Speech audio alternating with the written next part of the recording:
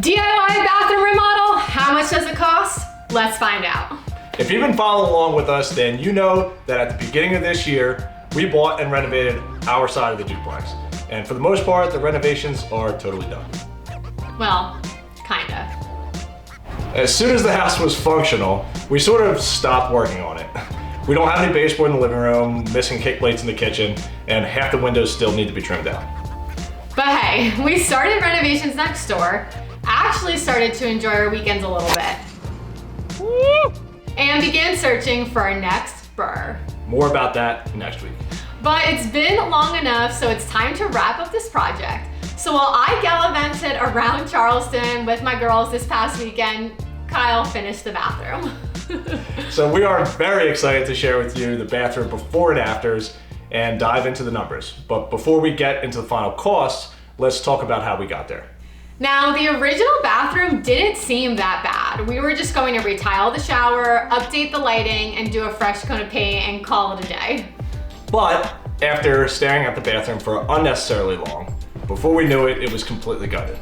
And once you start pulling back layers of an old home, you start to find issues upon issues, and we are huge fans of doing things right the first time. You've got a hot wire right here. That copper that you see right there, that's unbelievable, and this is a hot wire. The casing's literally gone. The outer casing's gone, and then the actual black casing is gone. That's a fire waiting to happen. And since we plan on holding this property for a long time, it's just smart to address everything now. And good thing we did, because we found a lot of future problems just waiting to happen. Look how long it's been in there. So if I didn't pull this floor up, we never would have found that until it was too late. Yep, you saw that correctly. That was a floorboard nail going directly through a water line. Absolutely, definitely not ideal. And something we wouldn't have found if we didn't demo this room. After demoing, we got to work putting the space back together. We added a back wall for the shower to prevent any future water issues, tiled the shower surround, and obviously did a new tub and fixtures. Then when it came to the floor, we wanted to try something new, so we laid luxury vinyl tile. If you want to hear more about our experience using that product, you could check out the video that's linked up here and down below in the description.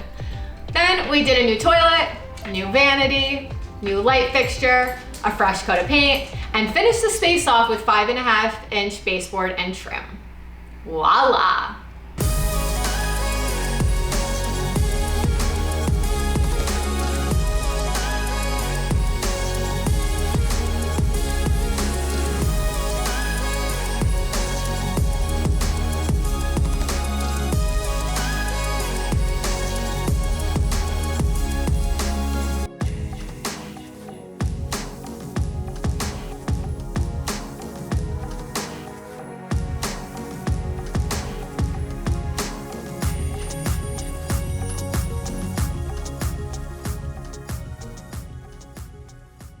All right, let's jump into the numbers.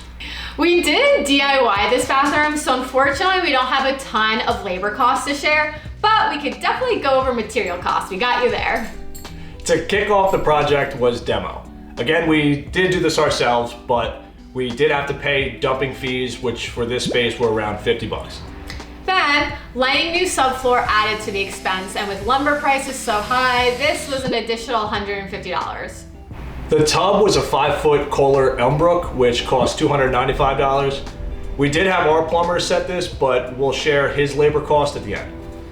We decided to try something new with this shower surround and use Curdy board instead of Hardy backer.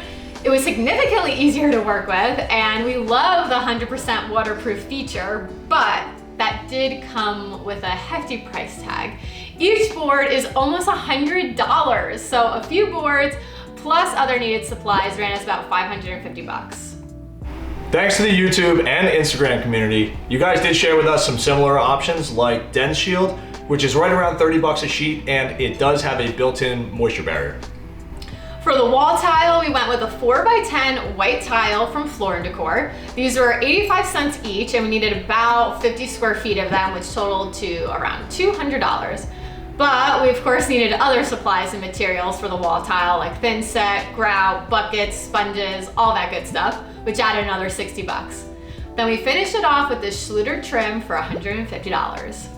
We ran into a lot of supply issues with this bathroom, with certain materials being out of stock or back ordered, so we couldn't use a lot of our standard favorites, but we found some great substitutions. For the trim kit, we used this brushed nickel American Standard Rumsen set, which cost us $119.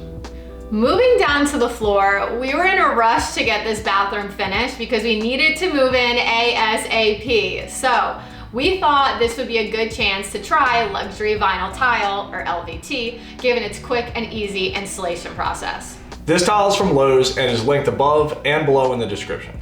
It costs $4.49 a square foot, coming in at $250 total.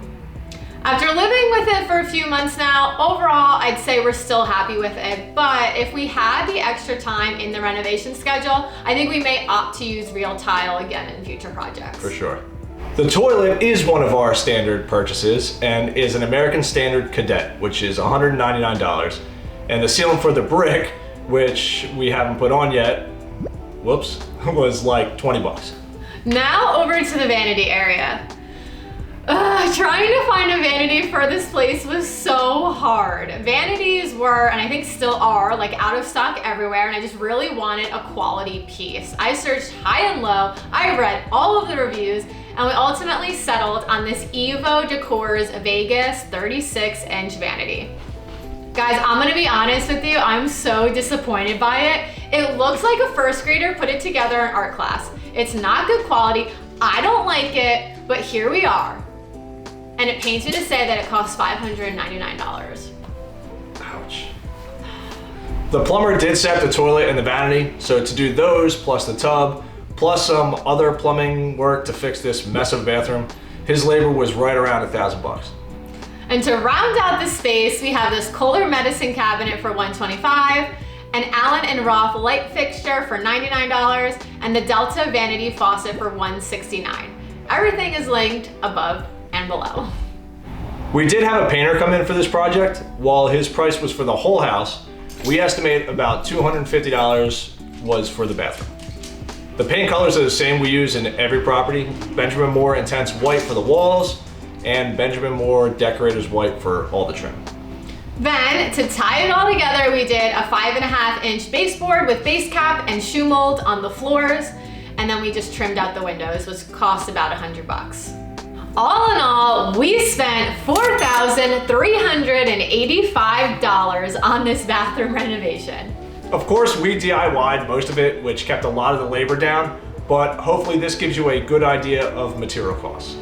But we're very excited because we're renovating this exact bathroom right next door and we're hiring out the entire thing. So we're going to have a great comparison to see how much we saved by doing it ourselves. We'll be doing more of these before and after cost breakdowns with this house, so drop a comment below and let us know what other details you'd like us to cover. We'll see you guys in the next one. Running total is 3776. Me on the phone with cold callers. Kyle reading. I love reading your notes as if they're part of the script. Yeah, part of the script. Good job. You were great.